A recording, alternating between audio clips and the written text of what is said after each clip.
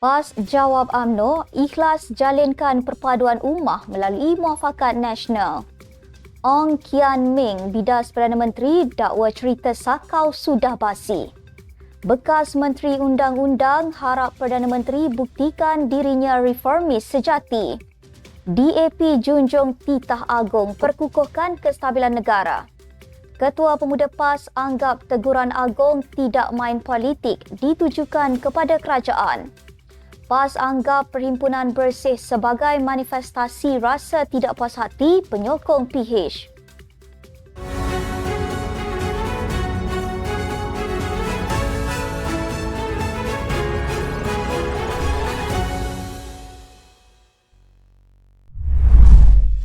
Bismillahirrahmanirrahim. Assalamualaikum warahmatullahi wabarakatuh.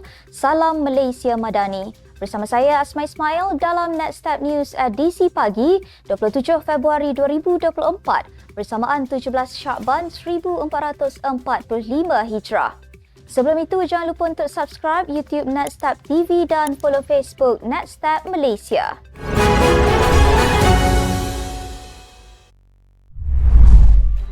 Mursyidul Ampas Datuk Hashim Jassin menegaskan parti itu ikhlas menjalinkan kerjasama atau perpaduan ummah melalui Muafakat Nasional MN dengan UMNO kerana ia suruhan Allah.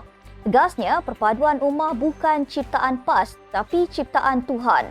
Menurut laporan sebuah portal, beliau berkata tidak adil sekiranya UMNO menutup pintu perpaduan ummah dan beliau menjawab tuduhan Presiden UMNO Datuk Seri Dr. Ahmad Zahid Hamidi bahawa PAS tidak ikhlas menawarkan kerjasama menghidupkan semula MN. Dalam pada itu, Hashim mempersoalkan tindakan UMNO menolak kerjasama MN kerana rakan komponen Perikatan Nasional PN iaitu Bersatu dan Gerakan boleh menerima tawaran berkenaan.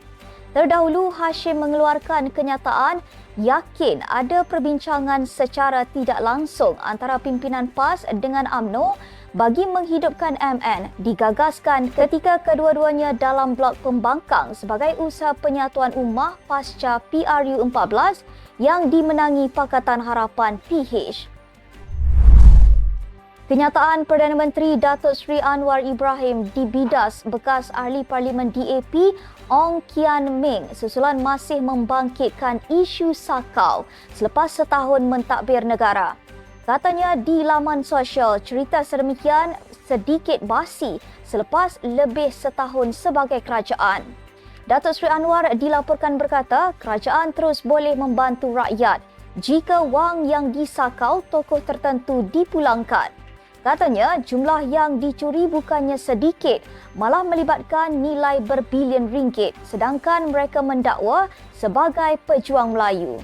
Jelasnya, wang yang dicuri itu menyebabkan kerajaan terbantut dalam menyalurkan bantuan kepada rakyat secara berkesan. Justru Ong berkata, kerajaan pimpinan Datuk Seri Anwar harus fokus kepada reformasi yang dijanjikan. Cara pengendalian kerajaan berhubung dua isu semasa dikritik bekas Timbalan Menteri Undang-Undang pentadbiran PH dari 2018 ke 2020, Muhammad Hanifah Maidin. Beliau tidak bersetuju dengan gesaan Perdana Menteri Datuk Seri Anwar Ibrahim supaya isu kejatuhan ringgit tidak dipolitikkan dan pendirian polis terhadap perarakan Badan Pemantau Pilihan Raya Bersih ke Parlimen. Bagaimanapun, bekas ahli Parlimen Amanah itu berkata, beliau bersedia memberi peluang kepada pengerusi PH untuk membuktikan dirinya masih seorang reformis sejati, walaupun keadaan seolah-olah memberikan gambaran berbeza. Merujuk kenyataan Datuk Seri Anwar bahawa ringgit yang semakin lemah tidak seharusnya dipolitikkan, Hanifah berkata ia bertentangan dengan kebebasan bersuara. Di media sosial, Hanifah menyebut kegesaan itu sebagai tidak dapat dibayangkan, tidak rasional dan tidak logik. Perdana Menteri yang mendapat kritikan hebat berhubung prestasi ringgit yang tidak memberangsangkan berkata, kerajaan sedang berusaha untuk memperbaiki keadaan. DAP menjunjung titah Yang di-Pertuan Agong Sultan Ibrahim untuk melakukan yang terbaik serta memperkukuh kestabilan politik bagi mewujudkan Malaysia Madani yang harmoni, bersatu, makmur dan sejahtera. Ketua Whip Parlimen DAP Nga Komeng berkata 40 ahli parlimen dari parti tersebut menjunjung tinggi titah Sultan Ibrahim. Menteri Perumahan dan Kerajaan Tempatan itu turut menyeru ke semua 222 ahli parlimen supaya menjunjung titah Sultan Ibrahim itu dengan beriltizam menunjukkan teladan yang baik.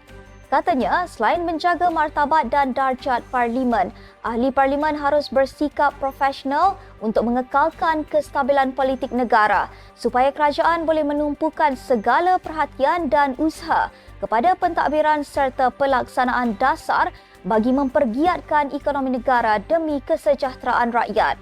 Beliau yang juga ahli Parlimen Teluk Intan berkata, Sultan Ibrahim dengan jelas menegaskan baginda tidak akan melayan mana-mana pihak yang cuba menggugat kestabilan politik negara. Titah baginda menunjukkan keprihatinan baginda terhadap masa depan negara dan keazaman baginda untuk memelihara institusi raja berperlembagaan dan demokrasi berparlimen yang merupakan sistem pemerintahan negara. Ketua Pemuda PAS Afnan Hamimi Taib Azamuddin mentafsirkan teguran yang di-Pertuan Agong Sultan Ibrahim agar ahli parlimen tidak bermain politik dengan menyasarkan kerajaan. Beliau yang juga ahli Parlimen Alustar mendakwa kerajaan juga dilihat tidak memberikan peruntukan yang sama rata kepada wakil rakyat pembangkang. Kerajaan berhujah pembangkang harus memulakan rundingan jika mahukan peruntukan yang sama rata.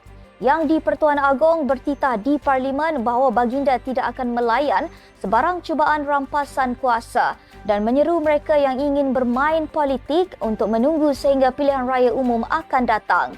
Ia dilihat menyasarkan pembangkang PN yang berkali-kali berkata sedang berusaha untuk mengambil alih Putrajaya. PAS mendakwa rancangan protes NGO pembaharuan pilihan raya bersih menghantar isyarat mungkin ia menjadi permulaan kepada kejatuhan kerajaan perpaduan. Timbalan Presiden PAS Tuan Ibrahim Tuan Man mendakwa protes itu dibuat kerana mereka menganggap Datuk Seri Anwar Ibrahim dan pasukannya gagal melaksanakan agenda reformasi. Pada masa sama, ahli Parlimen Kubang Krian itu juga menghantar isyarat bahawa bantahan bersih itu yang didakwanya pertubuhan teras menyokong PH mungkin menjadi permulaan kepada kejatuhan kerajaan perpaduan. Katanya, ia boleh berlaku jika hak rakyat untuk bebas bersuara disekat dan pada masa sama orang ramai terus menanggung beban kenaikan kos sara hidup. Bersih merancang untuk menghantar memorandum kepada kerajaan di Parlimen bagi mendesak agar pembaharuan menyeluruh dilaksanakan oleh kerajaan. Sekian untuk edisi pagi ini. Ikuti perkembangan semasa isu-isu panas politik Malaysia setiap hari hanya di Nextstep News. Jangan lupa untuk follow Facebook Nextstep Malaysia dan subscribe YouTube Nextstep TV. Nextstep Malaysia menjangkau informasi mengorak inspirasi. Saya Asma Ismail. Assalamualaikum dan salam sejahtera.